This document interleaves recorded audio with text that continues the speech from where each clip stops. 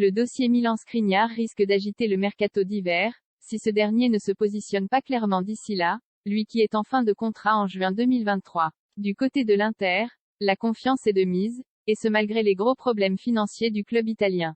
Aussi vite clôturé, aussi vite relancé?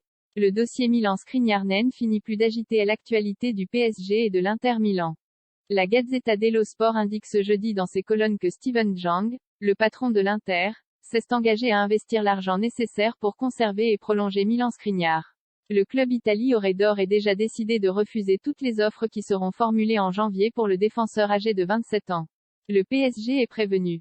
Plus grand que les infos mercato en direct, cela ne devrait pas empêcher le club de la capitale de revenir à la charge cet hiver, à 6 mois de la fin du contrat du rock slovaque, avec une offre comprise entre 30 et 40 millions d'euros.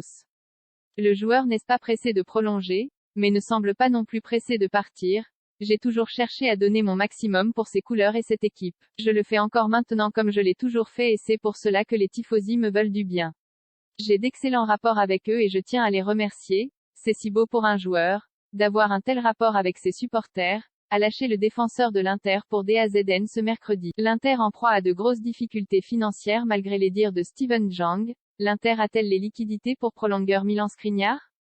Ce qui est certain c'est que le club milanais connaît de lourdes difficultés financières. L'Inter Milan accuse une lourde perte de 140 millions d'euros au terme de l'exercice 2021-22.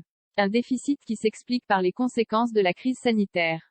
Lors de la saison 2020-21, le club de Serie A, propriété du groupe chinois Suning, avait déjà affiché des pertes records de 245 millions d'euros. Malgré la menace qui plane, le club s'est voulu rassurant.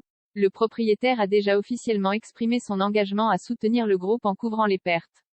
Les deux principaux objectifs du club restent inébranlables, maintenir la compétitivité de l'équipe au plus haut niveau dans toutes les compétitions et renforcer sa position financière, explique l'Inter dans un communiqué.